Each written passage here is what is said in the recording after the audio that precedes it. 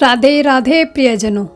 बैकुंठ एकादशी या मुक्कोटी एकादशी के नाम से भी इसको जाना जाता है, क्योंकि इस दिन स्वर्ग के द्वार खुलते हैं।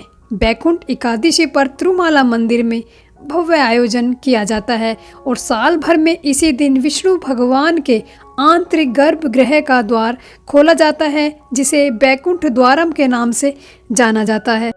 ऐसा कहा जाता है कि कलयुग में मानव जाति के कष्टों को दूर भगवान विष्णु के स्वरूप भगवान वेंकटेश्वर ही करते हैं।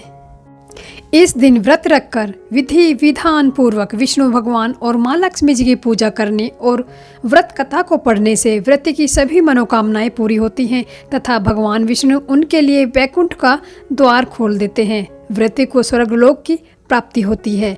तो आइए अब सुनते हैं बैकुंठ एकादशी की व्रत कथा। गोकुल नाम के नगर में बैखानस नाम का एक राजा राज्य करता था। उनके राज्य में चारों वेदों के ज्ञाता ब्राह्मण रहते थे। राजा अपनी प्रजा का पुत्रवत पालन करते थे। एक बार राजा ने स्वप्न में देखा कि उनके पिता नरक में हैं।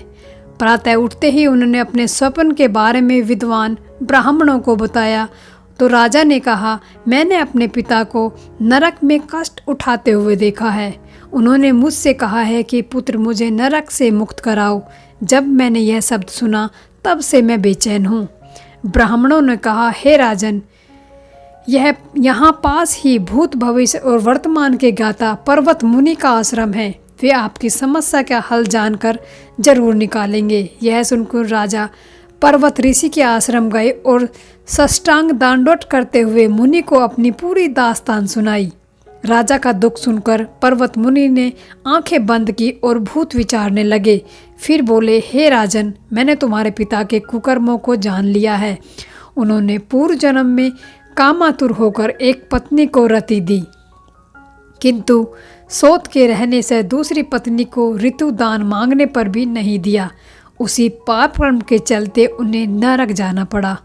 राजा द्वारा उपाय पूछने पर राजा मुनि बोले, हे राजन, आप मार्गशीर्ष एकादशी का उपवास करें और उस उपवास के पुण्य को अपने पिता को संकल्प कर दें, जिससे तुम्हारे पिता की नरक में अवश्य मुक्ति होगी।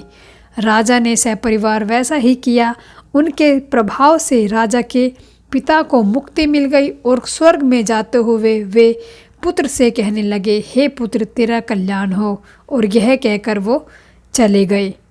बोलो श्री विष्णु भगवान की।